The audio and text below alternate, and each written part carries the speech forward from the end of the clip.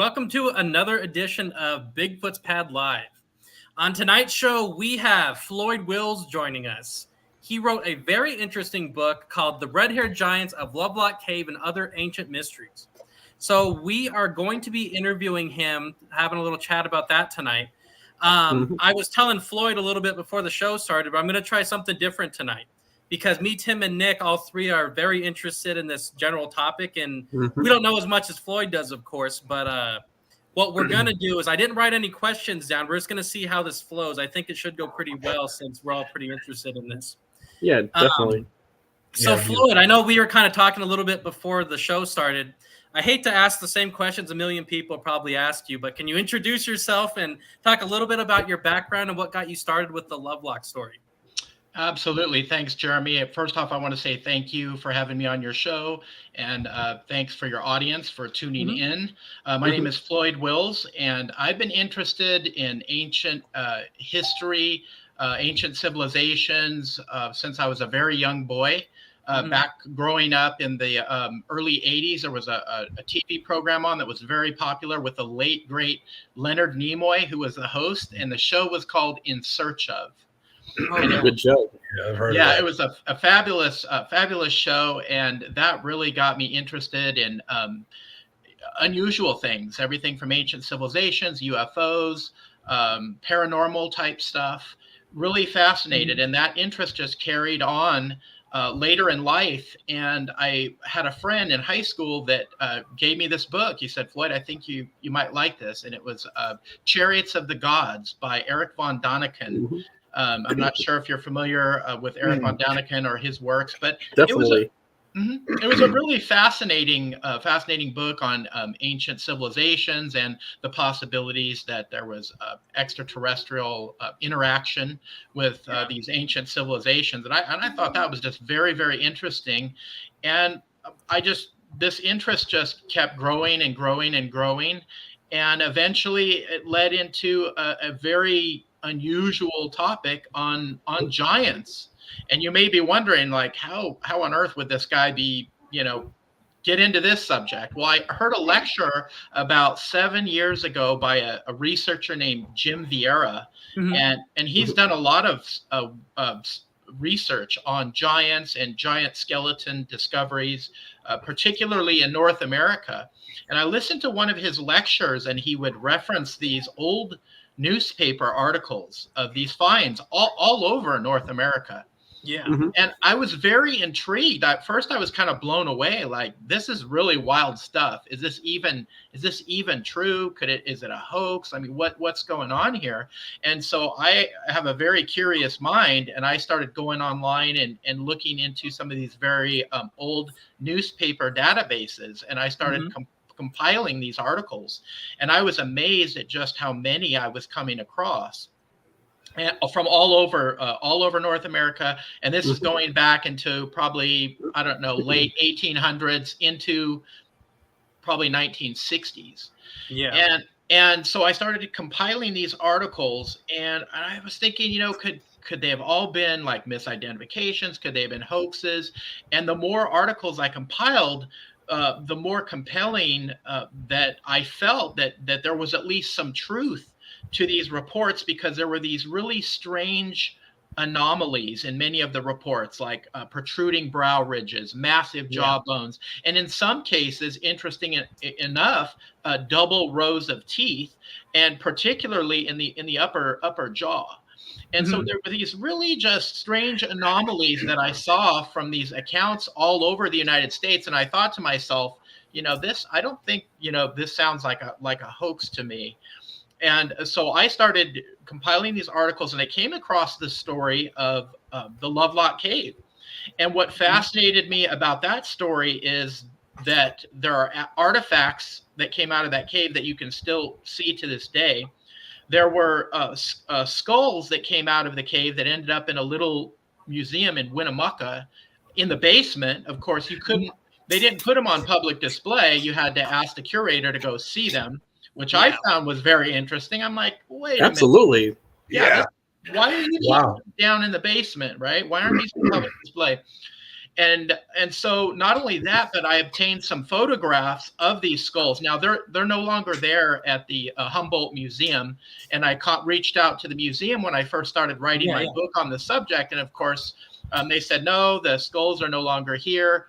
They were repatriated back to the Native American tribes. There was a law passed in the 90s called NAGPRA, the Native Americans Graves and Repatriation Act, that basically said, you can't display the Native American remains in the museums. They have to go back to the tribes.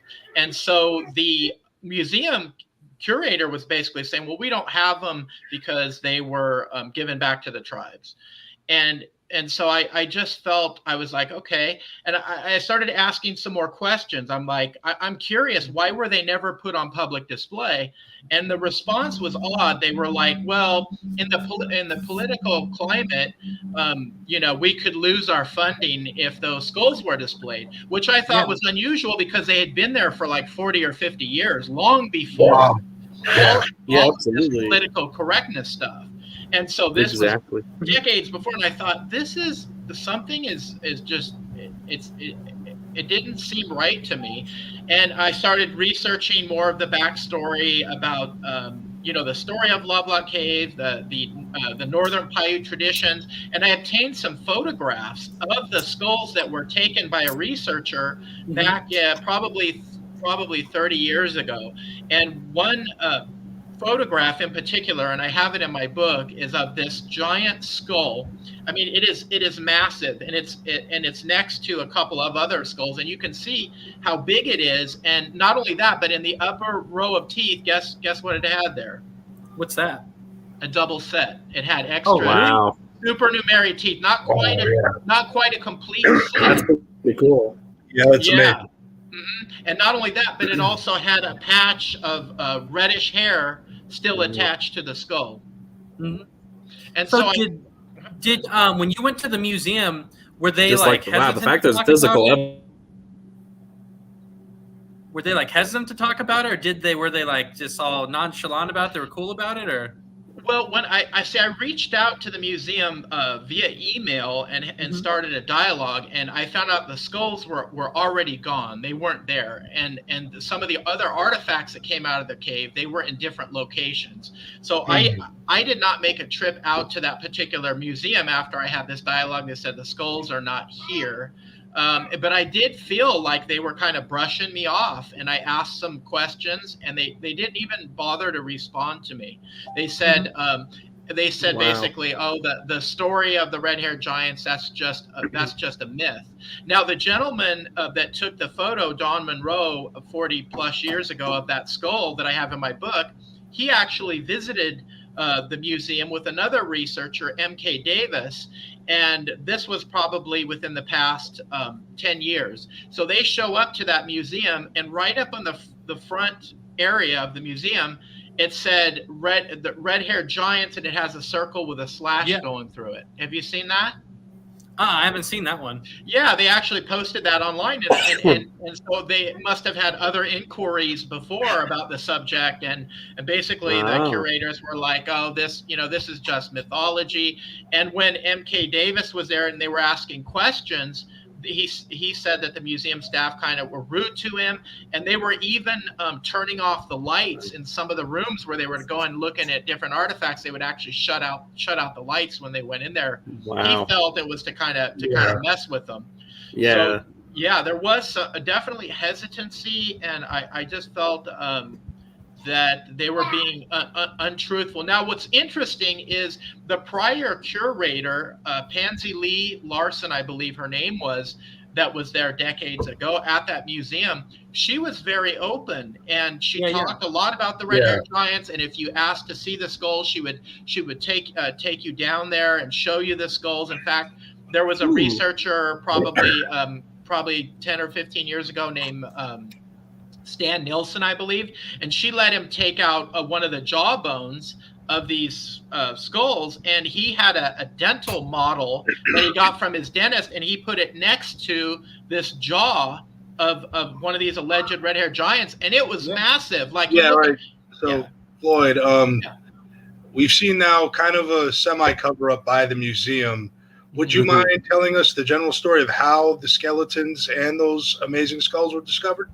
Absolutely. So the discovery took place in 1911 in Lovelock Cave.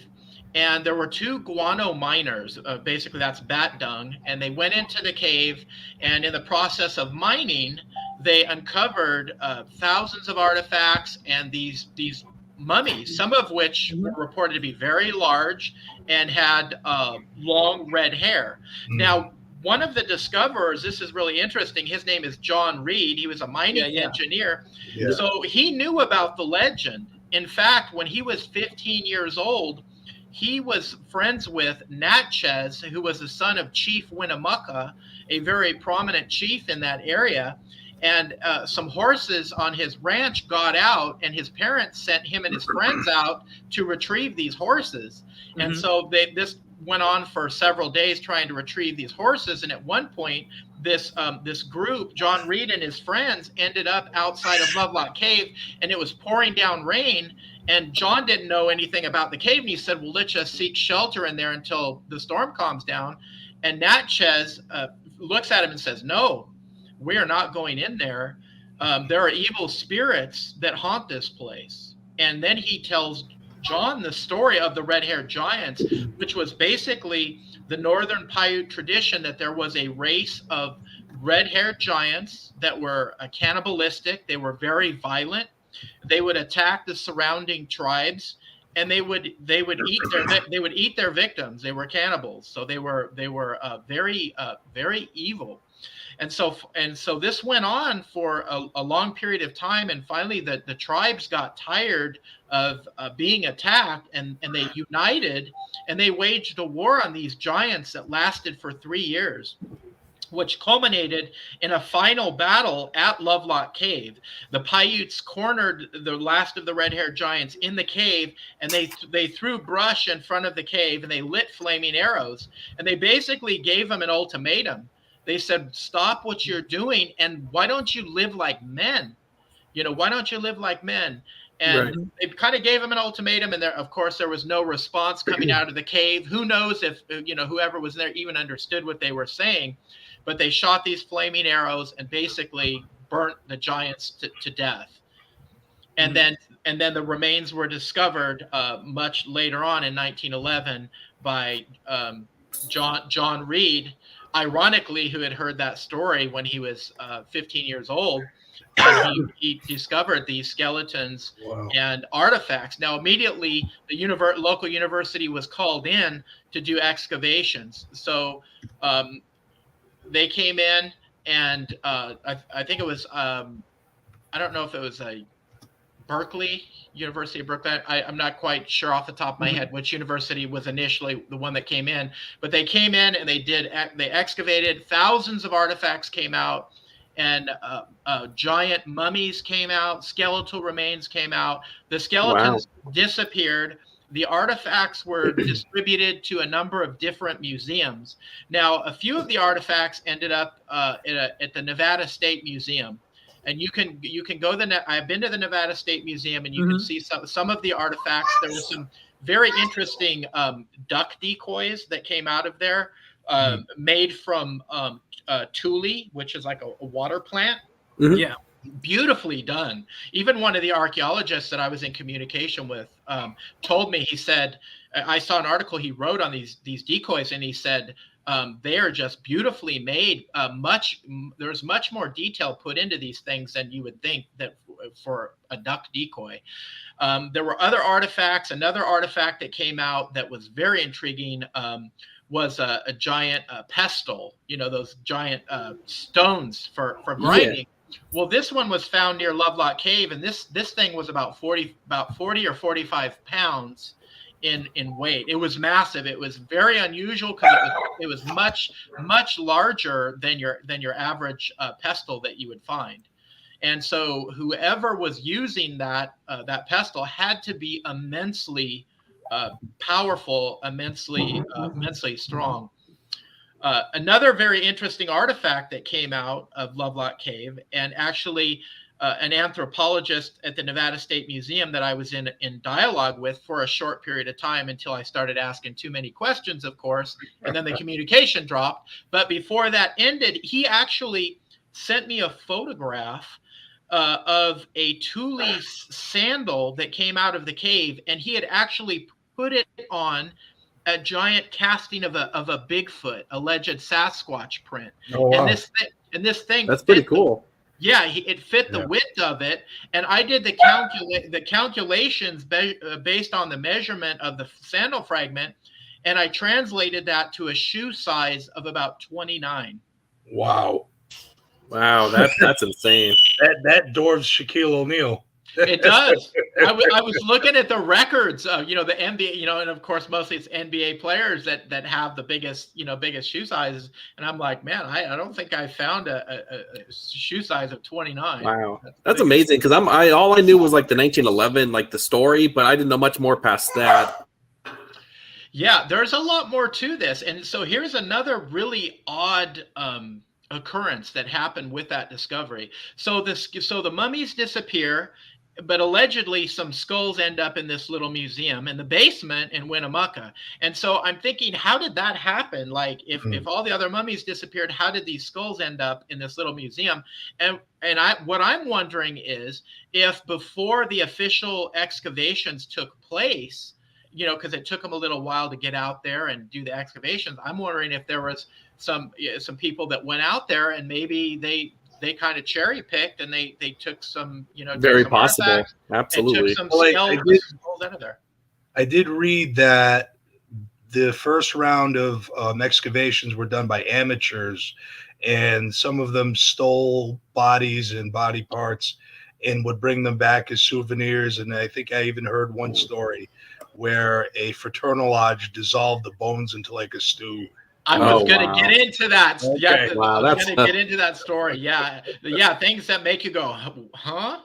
That's just crazy. So yes, I came across that. Actually, it's in one of the first archaeologists that was excavating the cave. He made notes of that. In fact, it was the largest specimen was given to a fraternal lodge for initiation purposes. Wow. To be boiled and used in initiation purposes. Oh wow.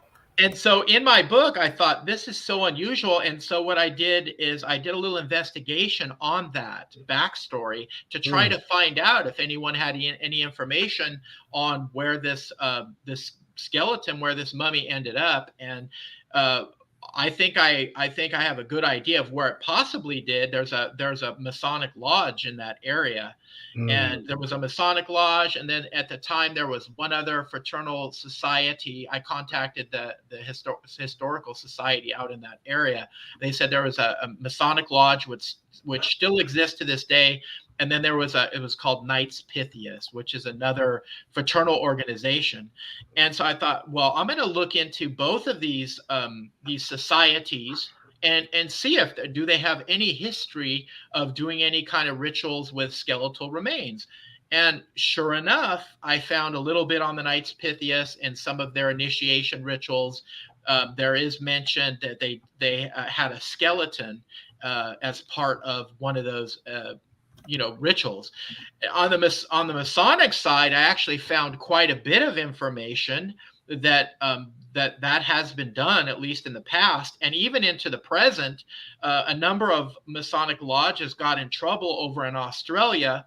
I guess there was some construction work being done on their lodge, and some of the workers noticed there was these human skulls that were in the lodge, and they reported it to the police, and the police did their investigation and come to find out that those skulls were actually ancient Aboriginal skeletons. Oh, wow. that they had obtained and they were using in their rituals. And basically the Masons came out and said, oh, we just use these skulls in our initiation purposes as a way to remind our members like the importance of time and how to use their time wisely. And it was just kind of some weird thing. And I'm thinking, so wow, so you're using human skulls, to get across this concept. And I thought it was very unusual.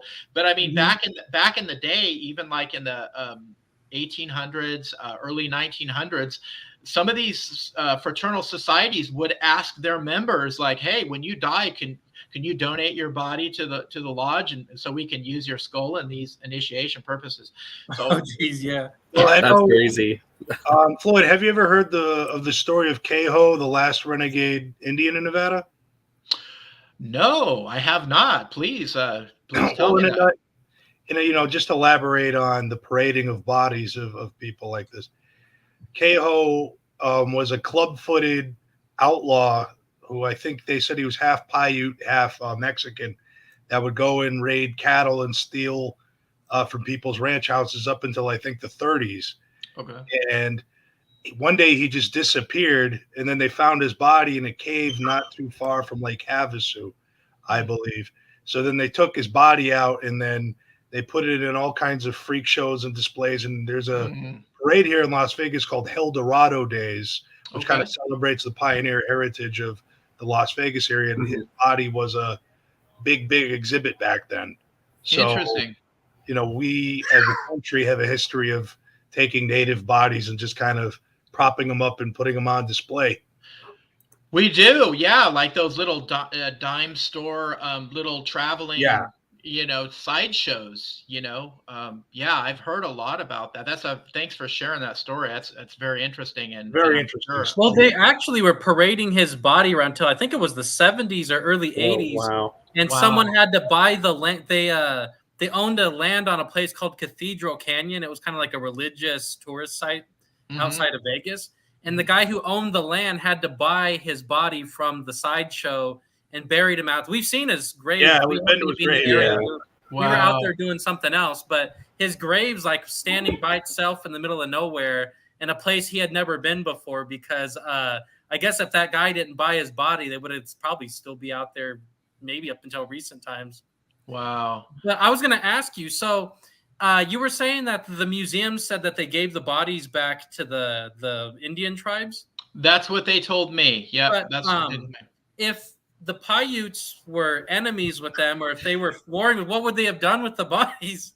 Good question. And would the Paiutes even want them? That's what I'm wondering.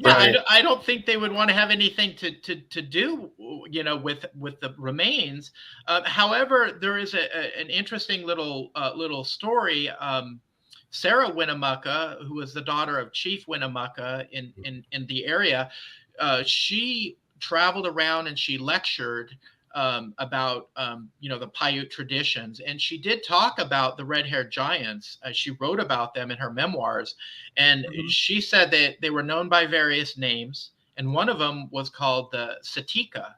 And Satika means tule eaters, and tule is like a water plant. And apparently in that area near Lovelock Cave at one time there was a giant lake, and it was kind of marshy, and allegedly these giants would they would use the water plant for various things. They would, like I mentioned earlier, they made sandals out of them. They would probably weave basketry with them and just make all kinds of different things.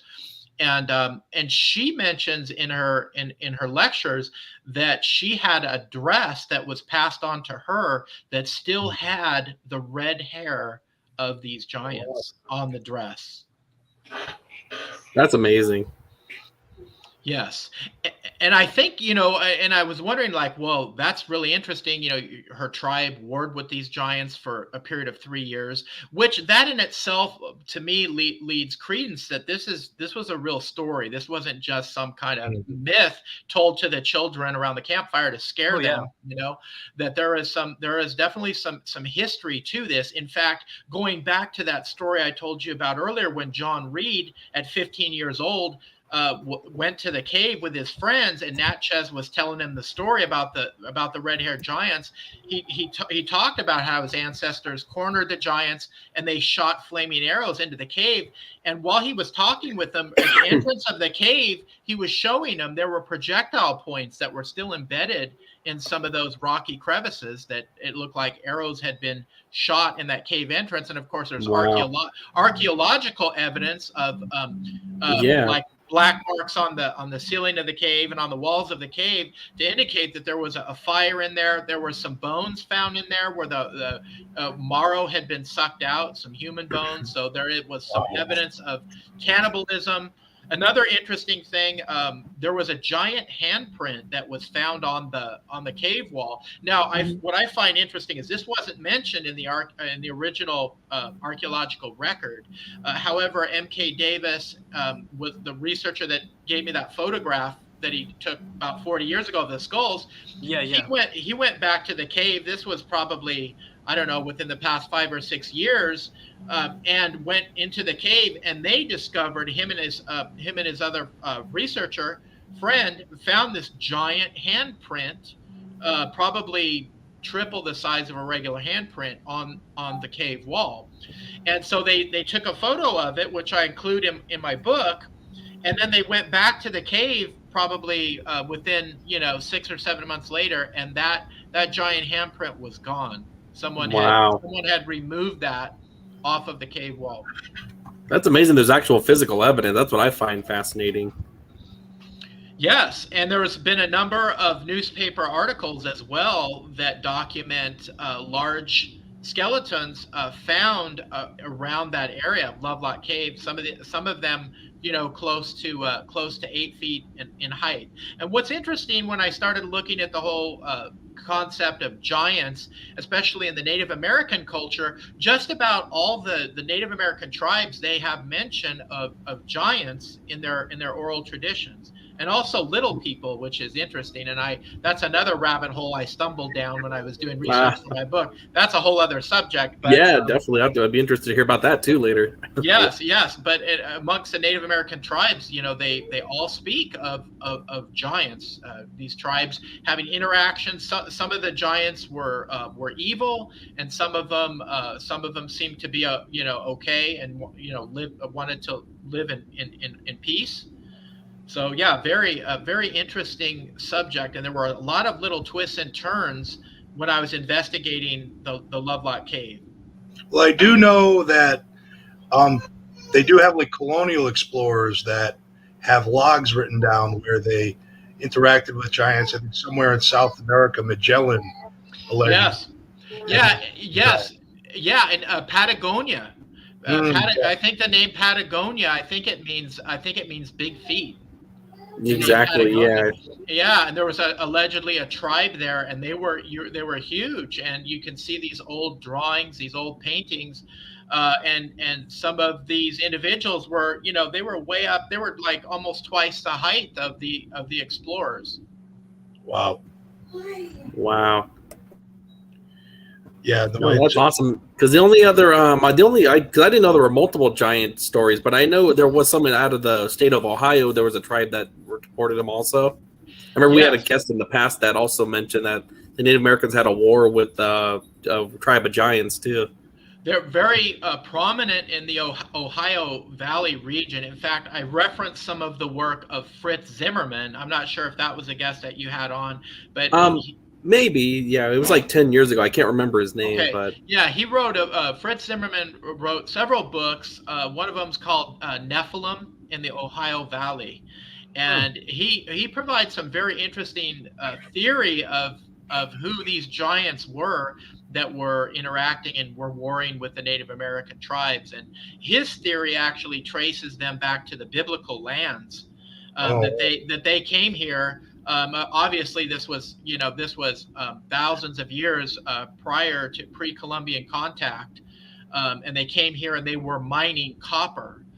They were mining copper here, and they interacted with the Native American tribes, and a lot of times that turned violent. But there is evidence in the Great Lakes area. There's natural copper mines there that it looks like geologists say that there is so much copper that is missing from this natural these copper mines that it cannot be explained. That it was almost as if for a period of time there was someone that came here, some seafaring civilization that mined a lot of this copper, and they That's removed very it. interesting. Yeah, I never actually heard that. I got to look into that. That sounds pretty cool. Yeah, and there were actually artifacts that were found there in that area of particularly copper spear points that were exactly the types of spear points that were being developed over in the biblical Levant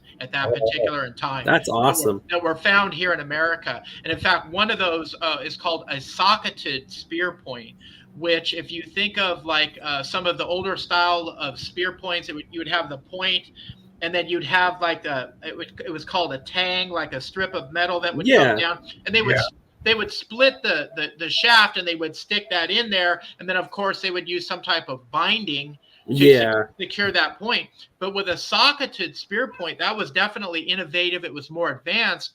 It was like you have the spear point, but instead of having that that tang, you would have like almost like a cylinder tube that you could, like, if the shaft of your spear broke, you could just take that cylinder point and just fit it easily, put it right into the next shaft without having to split it and put it in there and then do all this binding. Definitely, definitely like nothing out here the natives had. Nothing out here. And those exact types of spear points were found in these ancient copper mines. That's amazing.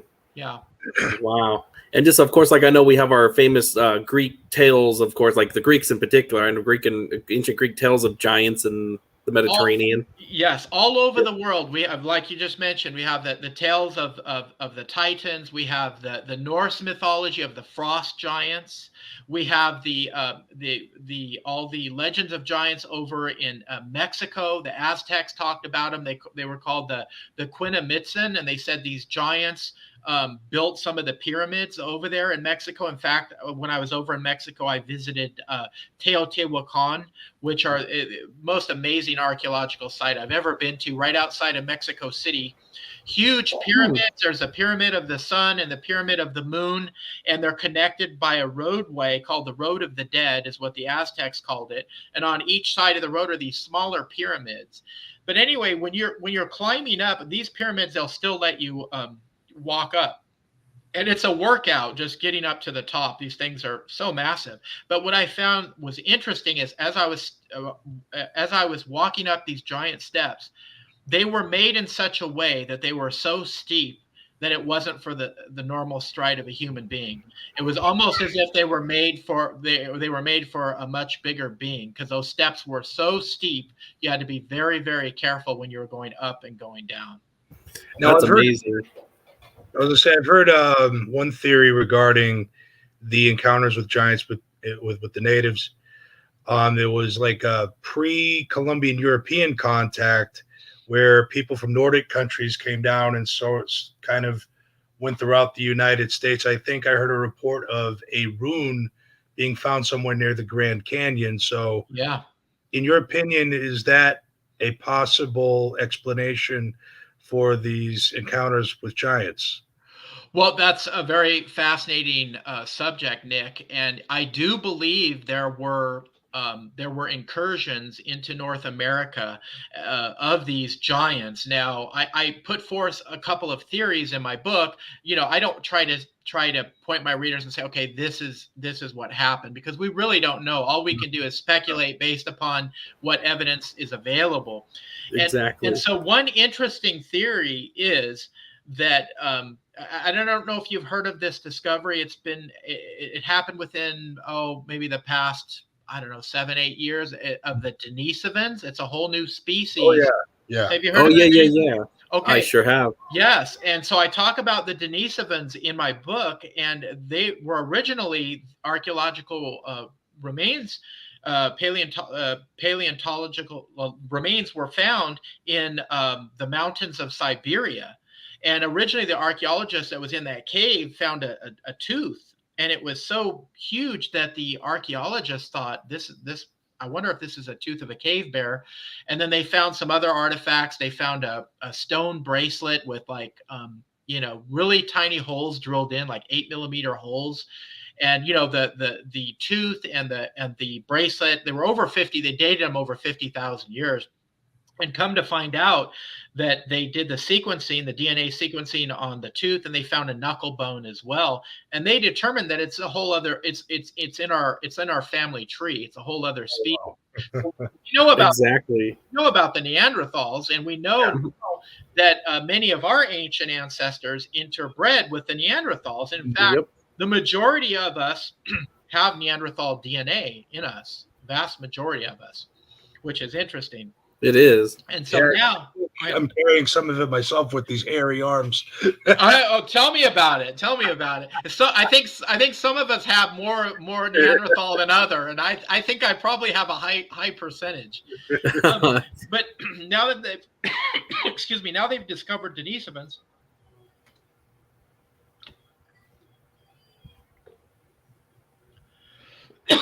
Excuse me. Oh, you're good. Now they're finding Denisovan DNA in populations, Native American and Aborigines. Pardon me. Oh yeah, stay hydrated. Trust me, I work guest service every day. I do that 100 times a day from talking all the time. My goodness, you guys have to interject more, and so. Because my mouth is just going on this subject. You're okay. No, I just find it absolutely fascinating. I can keep going and going. So we're discovering that the Denisovans now interbred with Neanderthals and our ancient ancestors. So we have this intermixing of DNA. And so what does that produce? What kind of hybrids can that produce? And some researchers believe the Denisovans were very big. In fact, average height of around 7.5 feet. That's a big boy. Yep. It's big. And so the question is, did our ancient ancestors have interactions with these Denisovans?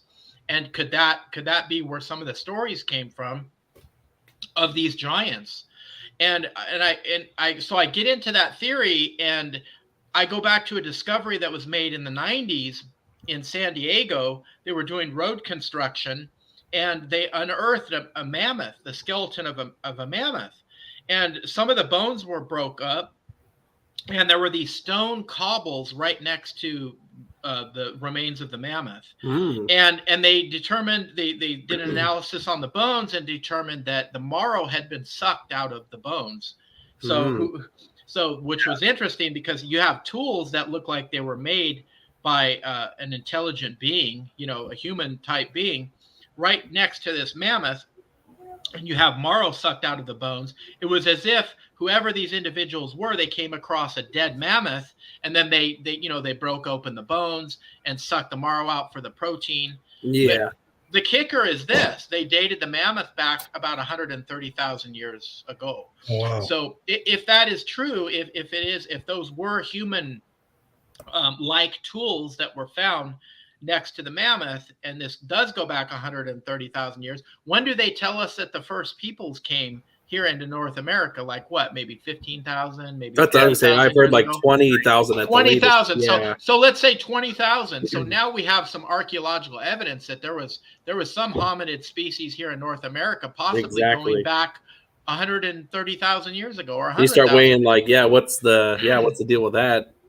What's the deal with that?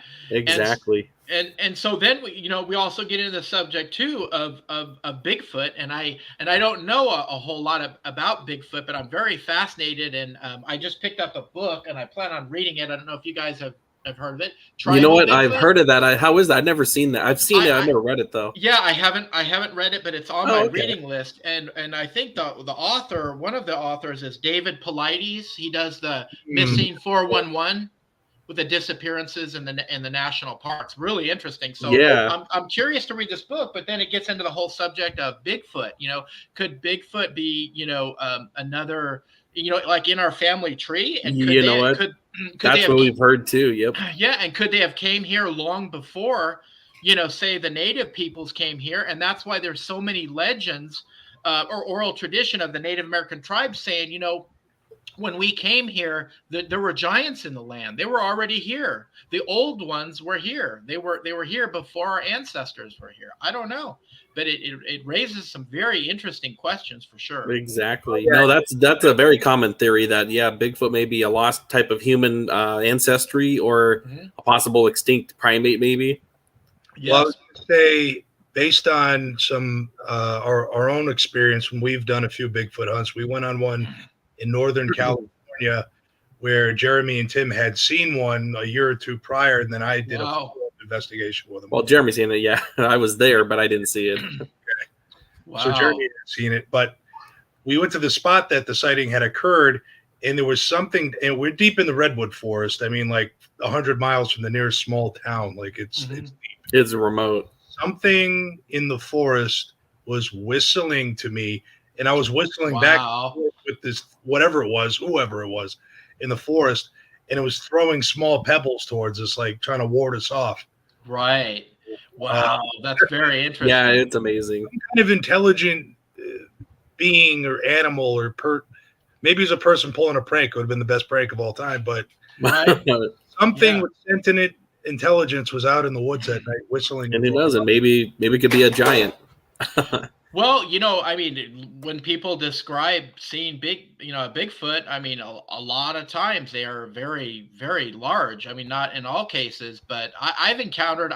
It's very strange. Within the past probably 3 or 4 months, I've met 3 individuals that actually had encounters with Bigfoot, and one of them is my neighbor. And I was this older gentleman. He's always walking his dogs, and I always talk with him, and I take my youngest son down to the park to shoot hoop all the time when he's over.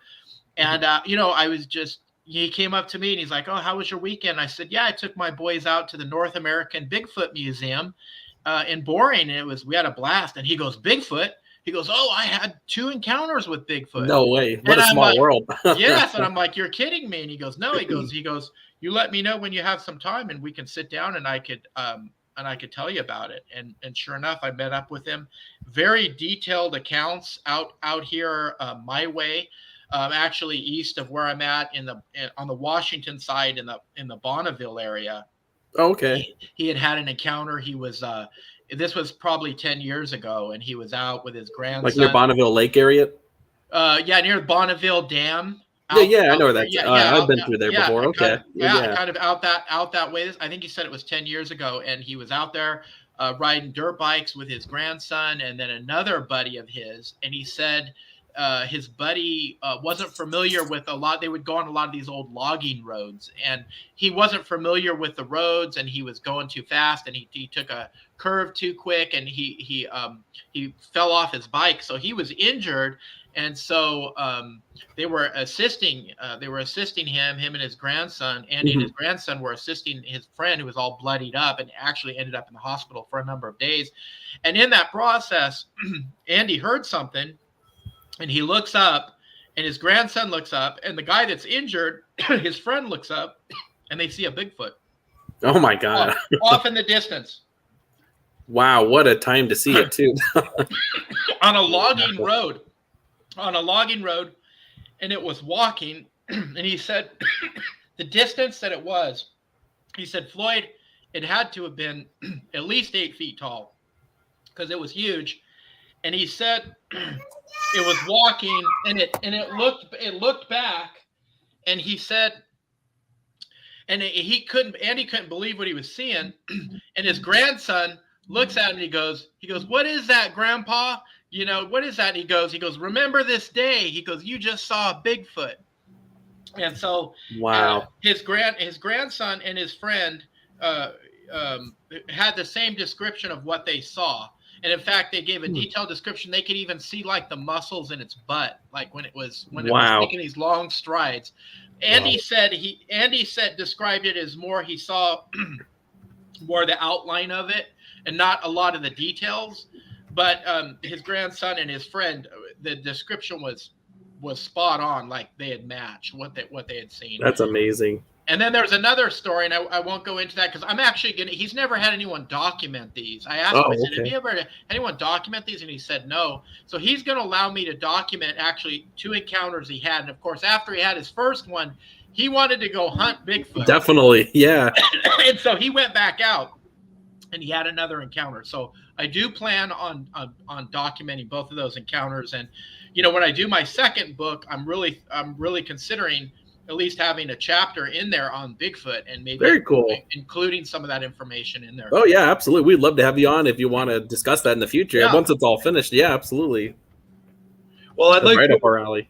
an interesting detail that I had read in the account of Sarah Winnemucca. Mm-hmm. He says that the giants would go and basically rob the graves of the dead of the Paiutes in order to consume them. And we've seen evidence of this being kind of like a sacred practice with other indigenous groups. I think there was one in South America up until the 70s or 80s where they were exactly, and they contracted some kind of brain disease that was similar to rabies that would basically turn them into animals. Wow. So I'm wondering if the cannibalistic practices of the red-haired giants cause this disease in them to act like animals, like the Winnemucca narrative says. That's a good point. I forgot about that.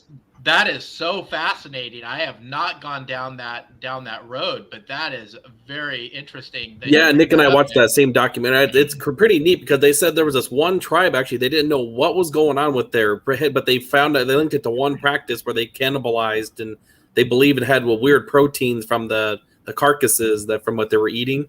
Right. And it actually, they think, caused symptoms of rabies and things like that. That's very interesting. That's a road that I haven't gone down or explored, but I will definitely look into that. That is to me, that's very fascinating. So on one theory is that, maybe they're just a species, they're in our family tree and they ended up here in North America much further back than anyone ever imagined. And they had interactions with the native peoples. And then that's what established these stories about the giants. Now, another track that I take is the Nephilim mentioned in the Bible. And I'm not sure how familiar you are with the biblical accounts of giants. There's actually quite a number of accounts of giants in the Bible. One of the ones that I remember as a kid reading in Genesis 6, and I was curious about it back when I was young, and I'm just paraphrasing this. It said there were giants in the earth in those days and thereafter, when the sons of God came into the daughters of men, and they bore them children, and they became mighty men of renown. And I thought, this is really interesting. So it's talking about the sons of God, and who were the sons of God. And so I started doing research into that term, sons of God, and even going into the biblical text and looking at passages of the sons of God.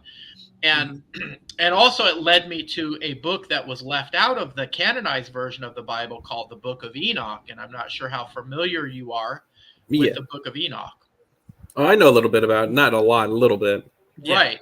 So to me, the Book of Enoch is basically the whole backstory of Genesis 6, when it's talking about the sons of God coming into the daughters of men. When they said come into the daughters of men, that means they impregnated them.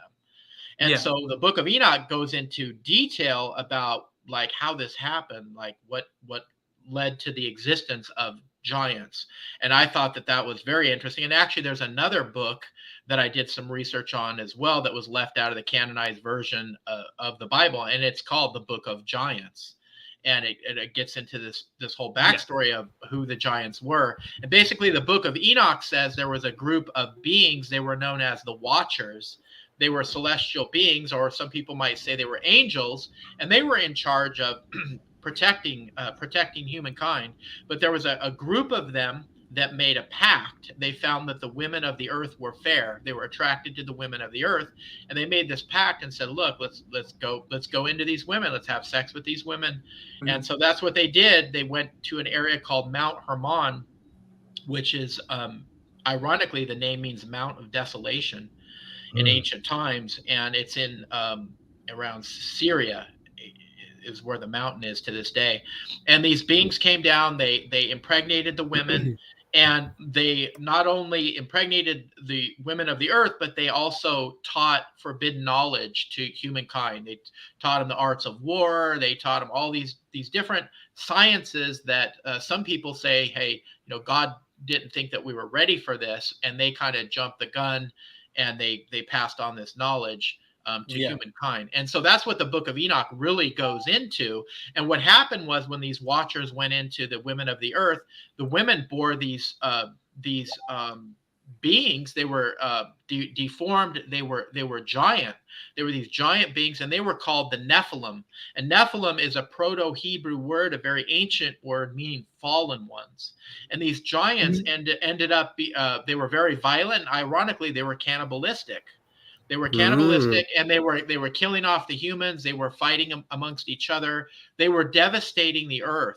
And in the Book of Enoch, which I thought was really weird, there's a section in there where it said they were even corrupting the plant and animal life on the planet. And and to me, I'm like, that almost sounds like a genetic kind of engineering thing. It was getting off into some really weird directions. But they were destroying the earth. And so in the Book of Enoch, it says that's why God brought the great flood.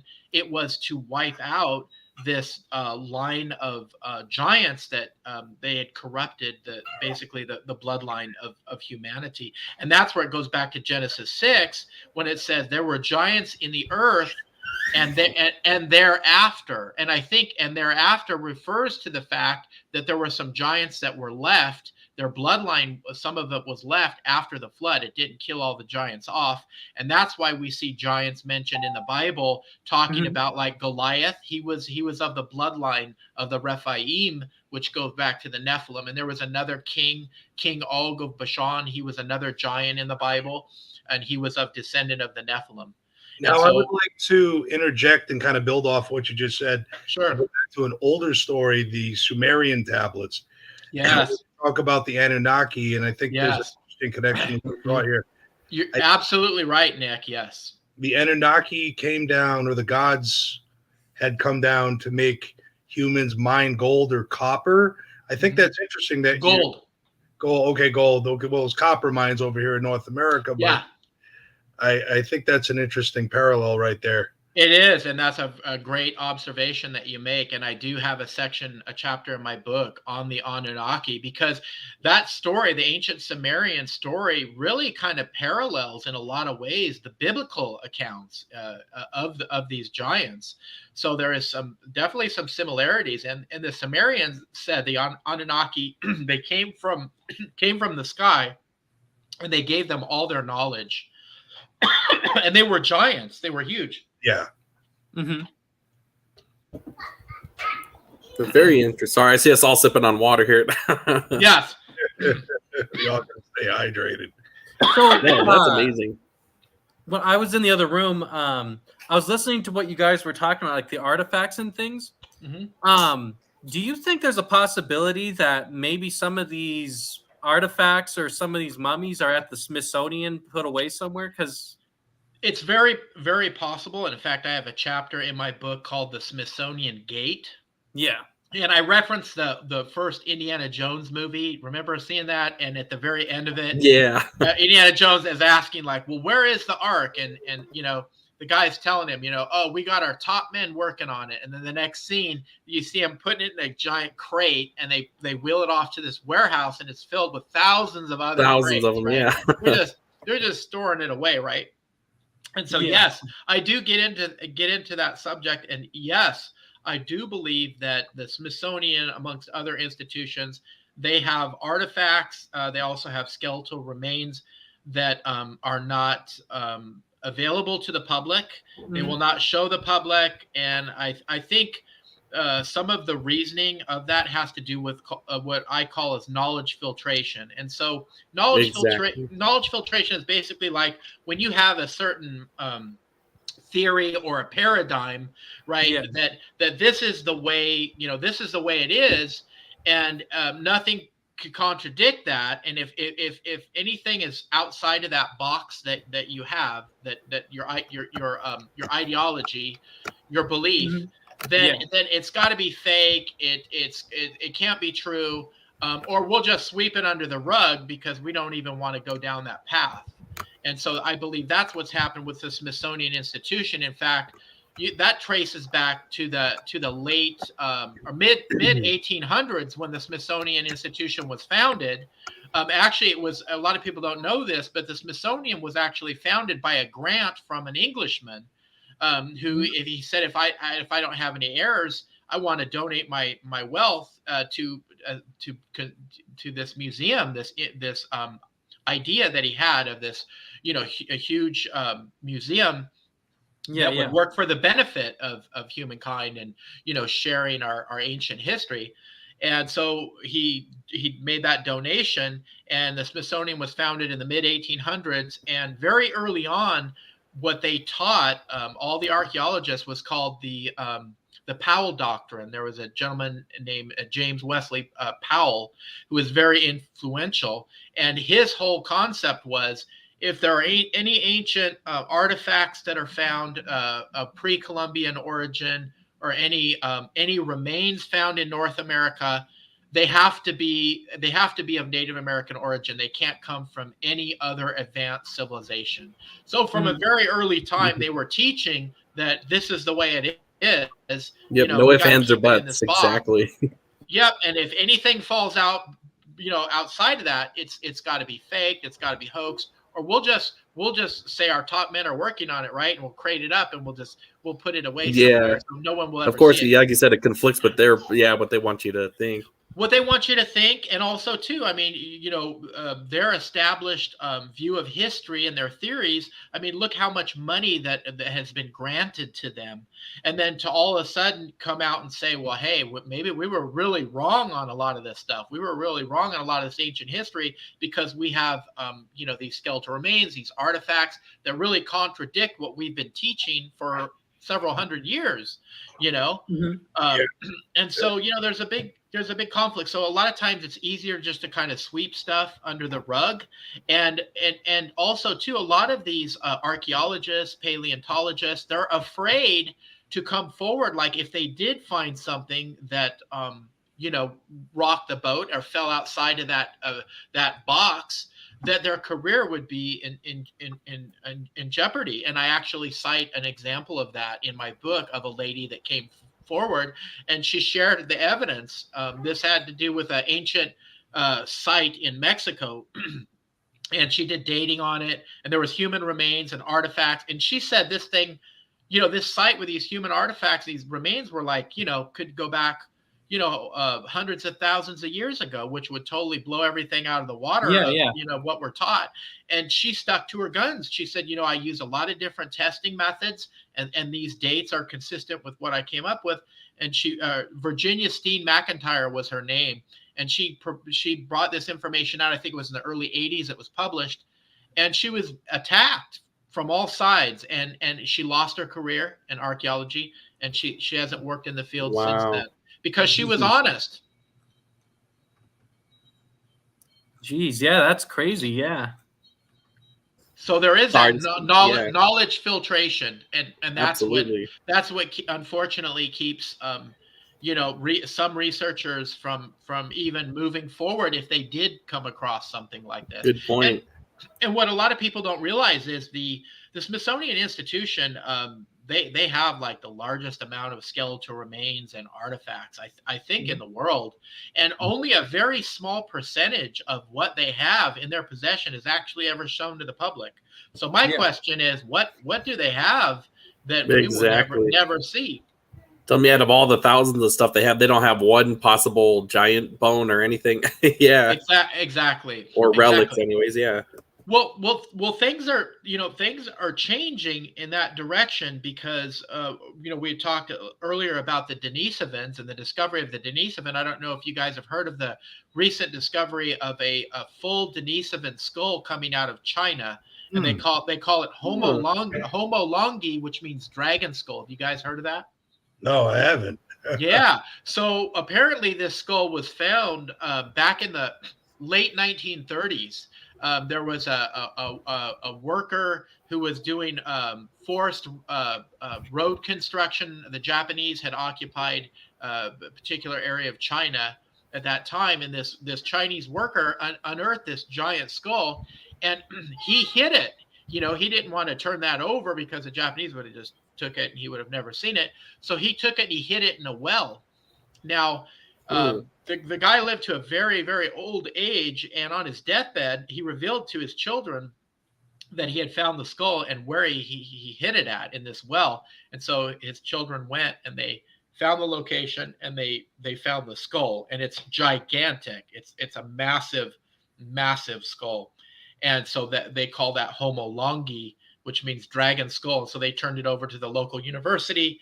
They've done recent testing on it and determined they think that it's a full skull of a Denisovan, this other That's amazing. species that we were talking about. And the skull is very large, and it's football shaped, and it has a massive brow ridge. I don't think they had a jawbone on it. I don't think they did, but the skull itself is enormous, and it lends credence to the fact that, hey, these Denisovans, they were very large individuals, and they could very well have been, these giants that exactly. We like to talk about the land bridge up there near Alaska. That's just what during the last ice age. Imagine maybe 100,000 years ago, like when we think some of these people, it would have been even bigger and more easily accessible for these people, possibly. Absolutely, and there's theories that there were incursions coming in from Europe in here to North America, actually, and I get into some of those theories in my book. Do you mention like the Kennewick Man by chance? I do not, but I know the Kennewick Man. Actually, the Kennewick Man was found probably 3 hours east of where I live at. So yeah, in fact, I may get into the Kennewick Man in my next book. Very cool. I definitely had it on my list of things to possibly add to my book, but I acquired so much information. It took me about 4 years of research, and there was so much stuff I left out. And when I was writing my book, I had to get to a point where I'm like, Floyd, you got to stop adding stuff, because most people are not going to buy a book that's like 400 or 500 pages long. So I actually shortened it, but I have a whole long list of topics that I didn't cover in my first book that can easily transfer over to a second book. And Kennewick Man is definitely one of those. It's an interesting subject. Yeah, it sounds like it. Yeah. And my book covers not just about giants, but I go down some other rabbit holes as well. I don't know if you're familiar with the discovery of the Nazca Mummies in Peru. Yep, I do know a little bit about that. Yeah, I get into that, and I actually got permission from the institution that has those mummies in Peru to cite some of their studies that they've done on these mummies, and include some pictures in my book. That's a very unusual subject, because these mummies are so different from Homo sapiens. I mean, some of them look reptilian. Some of them have a very elongated skulls. Yeah, I knew about the skulls. I've heard of that, but wow. No ear. Some of them have no ears, no nose, no outward sexual organs. There's one where they did an X-ray, and it has eggs in the stomach, almost like reptilian eggs that you can still see. Talk about creepy, yeah. Wow. Mm-hmm. And what's ironic, going back to the whole knowledge filtration and cover-ups, the individuals that turned these mummies over, they weren't archaeologists. They were actually tomb robbers.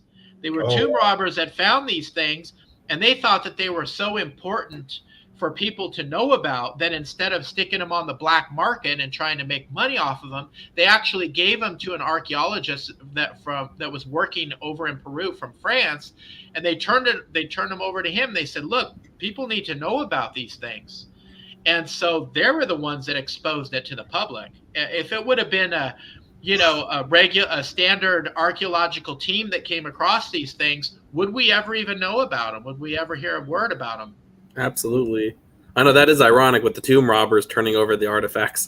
That is very ironic. It's very, very ironic. And in fact, the institution, the Inakari Institute that has those mummies, they've been really attacked by the archaeological community and accused of like, oh, they're saying, oh, those bones are mixed with animal bones, and it's a desecration to the indigenous peoples, and they're basically trying to say that it's a hoax.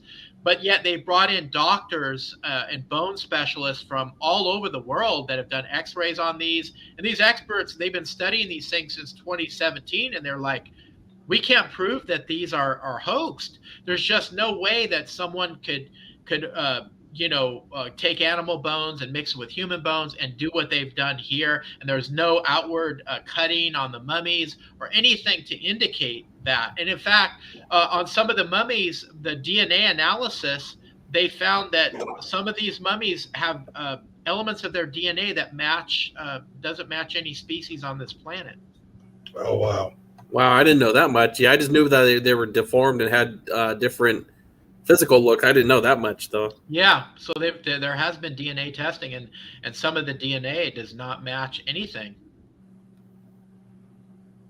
So a lot of mysteries. Absolutely, to say the least. Yeah, and as I got into my book, it kind of started focusing on the red-haired giants, and then I wanted to include some other subjects that I was interested in, and I throw in some travel stories when I was over in Mexico, because like I had mentioned, I visited some archaeological sites there.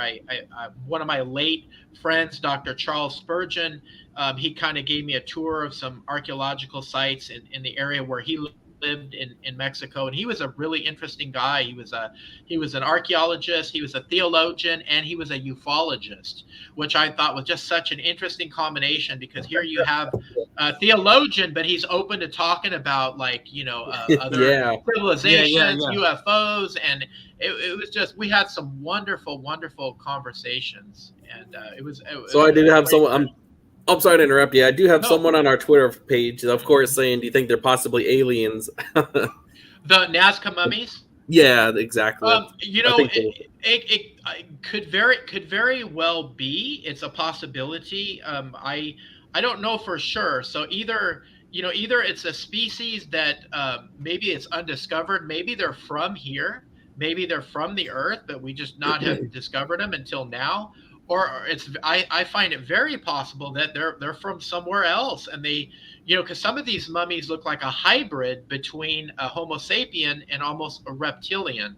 So I think it's a distinct possibility that these could be from somewhere else, from another dimension, from another planet.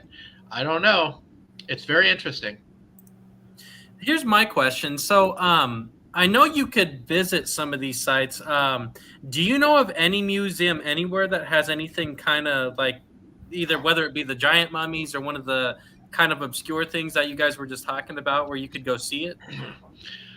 As far as in North America, I don't know of very many places other than the place that I referenced when I saw some of the artifacts of Lovelock Cave, Nevada State Museum. They do have some of the artifacts there. Not really much else in North America. I have heard like over in South America, like in Peru, there's museums over there, like smaller museums, like kind of off the beaten path, that have very interesting, like these huge elongated skulls and other interesting artifacts there that can still be seen if you know the right person to get you in there and to So here's my other question. I know you could visit Lovelock Cave nowadays. Do you know if that's like anyone could go see it, or if there's any kind of weird rules or times you could be there? No, I think as far as I know, anyone could go see that. You can look it up on the website. I'm sure Nevada State, maybe Archaeological Society or Historical Society probably has something on a website that'll give some general information. But as far as I know, there are no restrictions to go to the cave now. And do you know, is that like a big tourist site, or?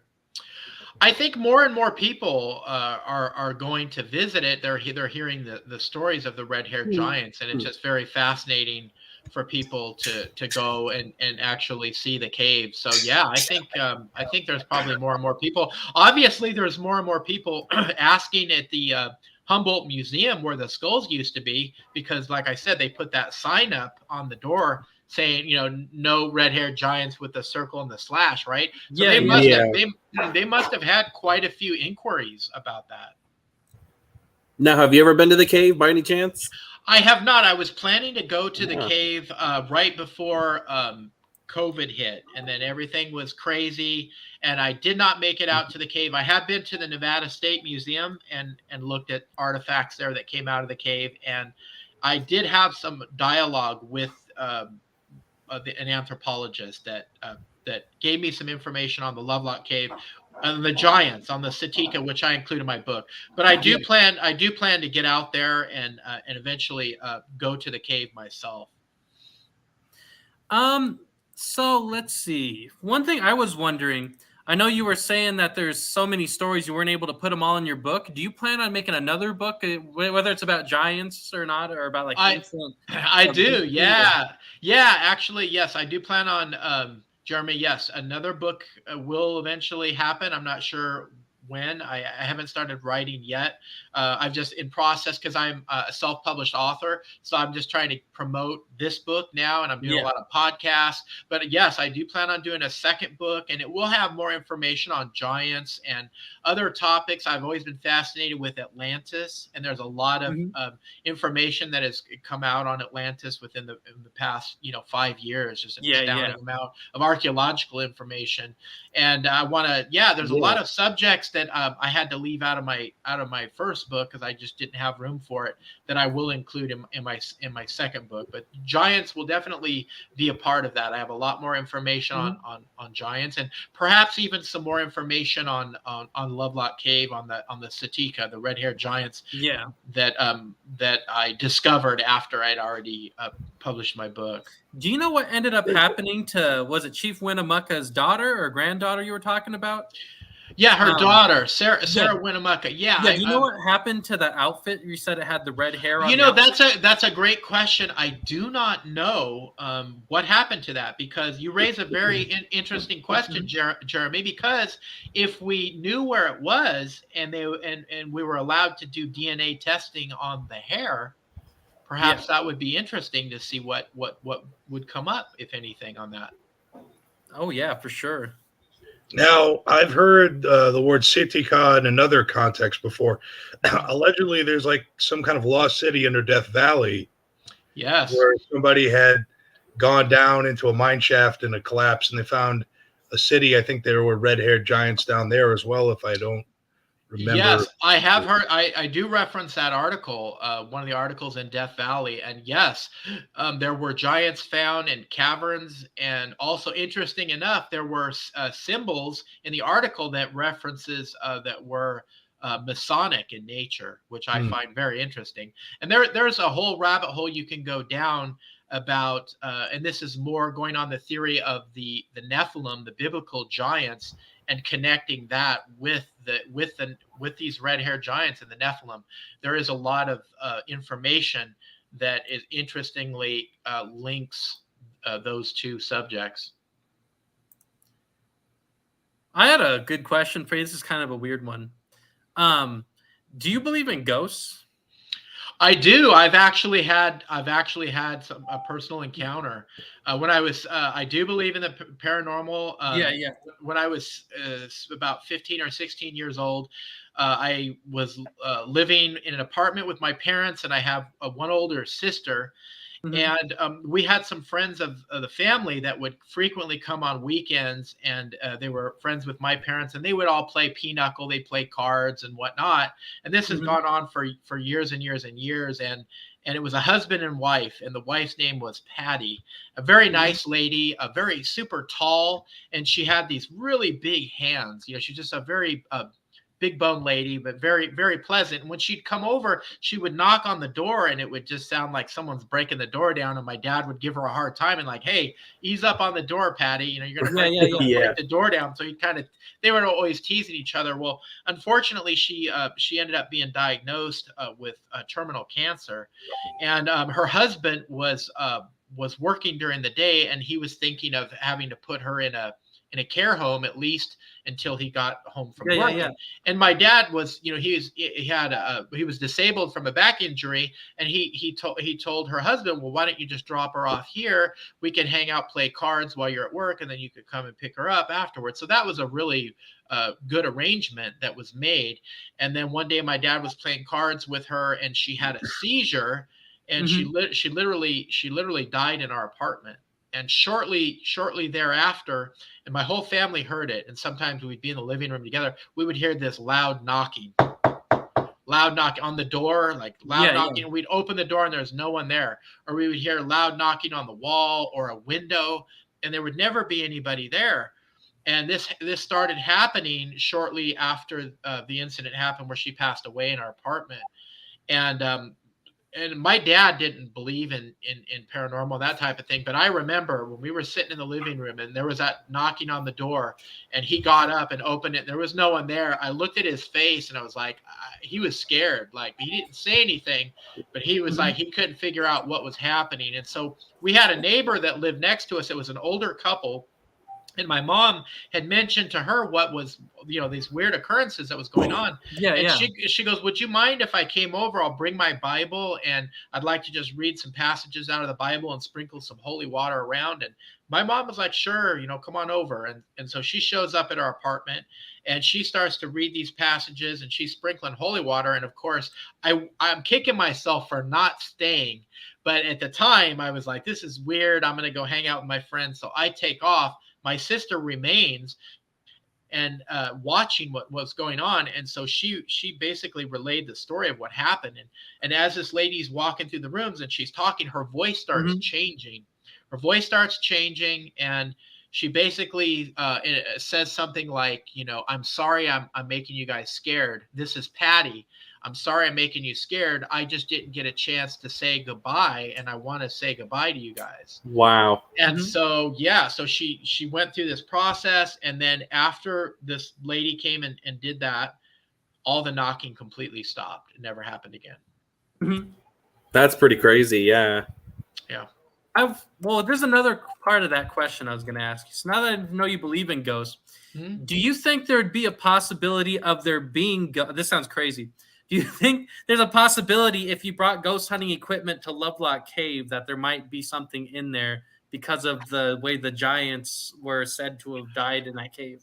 I don't think that's crazy at all. I think that's a very distinct possibility. I do. I think that's a possibility. And in fact, going back to the whole biblical view of the giants, in fact, in the book of Enoch, it talks about how when the giants were killed by the flood, their spirits still haunt the earth. Yeah. They still haunt the earth. And in fact, they're known as demons. So if you look into the book of Enoch, it'll basically say that a lot of these demonic entities are the spirits of the Nephilim that were whose physical fascinating. That's a good point. That's very fascinating. Well, I know a few years ago we did a ghost at a place called the Apache Death Cave over in Arizona. I don't know if you ever heard of that. It's a very similar story to the Lovelock minus the giants. There was a battle going on between the Navajo and the Apache. Okay. And the Apache were chased into this cave, and the Navajo then just stacked a bunch of branches in front of the cave and smoked them and caused them to die. We've actually gone down into that cave and did a ghost hunt one night, and I was smoking cigarettes before I turned to vaping. And I started putting up a cigarette, and Jeremy goes, I don't know if that's a great idea if you want to put smoke around people that died from smoking. Right. Yeah. I did it. And on the video, spiritual orbs and I think a voice manifested and all kinds of stuff happened. Wow. It did. Well, yeah, we had basically everything you see on TV, like the thermal cameras and stuff, and we caught all kinds of crazy stuff deep in that cave where the Indians got smoked out. So I was wondering, me, Tim, and Nick were talking about this when you were describing different things with Lovelock in our we were texting each other saying, like, do you think we should maybe one of these days go out to Lovelock Cave and see what we could find? I think that would be very interesting, and please keep me updated on that. Yeah. if you Yeah, I was guys going to do say, that. if we know far enough in advance, if you haven't been out there, we haven't been out there. I that'd be kinda would cool. love that. I think that would be fantastic. Yes, I would be very interested. I think that was Nick's idea. Was actually the first one to bring that up to us. That's a great idea, Nick. I'd be all for it. Yeah. I definitely think that that you would probably pick something up. I would be very surprised if nothing manifested. Yeah, that's what I was wondering. I was like, is it a big tourist site? Like, would we be out there and find out like someone's out there like not picnicking, like camping or something out there? Or... Yeah, I don't think there's any. I don't think there's any camping or anything out there. I don't think it's a huge tourist type of site, but I do believe more and more people are venturing out there just for the fact that they hear the story of the red hair giants, and it really is a very interesting story to it. And there's a lot of little elements to it that that many people don't know about, and that's why in my book I wanted to bring up some of these elements to kind of expand the story, to expand the knowledge. Yeah. And my whole thing was, I want to kind of build on what's out there. There was another book that I had read, a lady wrote about the Lovelock Cave, but there was a lot of information that it was very vague. And I was like, okay, yeah, some of this stuff's really cool, and I appreciate the research she's done. Now I want to write a book, and I want to expand, and I want to add some, add to that knowledge base, and someone will come along after me and write a book on it and add more to the story. And I think that's really, really fascinating. One thing I was also thinking, as far as the double row of teeth goes, so how would that be beneficial, or would that be like some kind of like an ancient a quality that this hasn't gone away at that point in the giants, or was that something that somehow is beneficial to them, I wonder? Or? Great question, Jeremy. And this gets really interesting because actually in the Bible there is a mention when David and his mighty men were fighting these giants, there was a giant reference that had a double row of teeth. It's actually in the Bible, which is very interesting. Yeah, a double row of teeth. And actually, there are some people to this day that do have. I think it's called hyperdontism. I think, and it's basically where they have an extra set of teeth, or I could call it supernumerary teeth, or extra teeth. And I'm not sure. I mean, maybe it's just a genetic trait. A remnant of these giants, because also too mentioned in the Bible of this particular giant with a double set of teeth, he had 6 fingers on each hand. He had extra. He had extra digits, and that's called polydactyly. And some people, it's very rare, but some people have that. They have extra digits, and there are some people that have supernumerary teeth, extra teeth. And in fact, there's in my book I reference there's a tribe in South America that this particular tribe, they really have high incidences of the double rows of teeth and the 6 fingers on each hand. And although they're not giants, they're not big in stature, they are very violent. Wairani, I think, the Wairani tribe. They are very there's a lot of violence in their tribe. In fact, a lot of the males die off from the tribal violence. And so some researchers have wondered, like, wow, this is interesting. They're a very violent tribe. They have the extra teeth. They have the extra digits. Could this be some type of, maybe some of these traits, some of these genetic traits of these giants that once walked the earth? You know what I was thinking, Nick? You know who might have information on the Lovelock Cave? I bet you the White Pine Public Museum might have it over in Ely. Yeah, they might. It's actually not that far away from there. It's like an hour and a half away from there, roughly 2 hours driving. So they might have it. It's a smaller museum. And when me and Nick went in there, for instance, I mean, it's funny, but it's not. Me and Nick went in there, and randomly, the guy that was running the museum goes, "Hey guys, you think Civil War guns are cool?" We're like, "Yeah, what about it?" And he's like opened up this closet and started handing me and Nick like these Civil War rifles and shotguns. And oh my goodness. And then he opens up another drawer and he's showing us like the Abraham Lincoln assassination newspapers and stuff that aren't on display. So they had all kinds of stuff from like northeastern and northern central Nevada that you wouldn't see in other museums. So I'm kind of thinking if maybe they might have something on the Lovelock Cave is what I'm kind of wondering. Yeah. Very cool. It's in Ely, Nevada. E-L-Y is the name of the way the town's spelled. E-L-Y? Yes. Yeah, E-L-Y, Ely, Nevada. Okay. And it's called the White Pine Public Museum because it's in White Pine County, Nevada. Okay. And that's it's like one or two counties over from Lovelock. Okay. So it's and Ely's not a big town. It's only like 3,500 people, so it's a tiny place. So Right. I think they would probably have something, if anyone, in that general area is what I'm kind of wondering.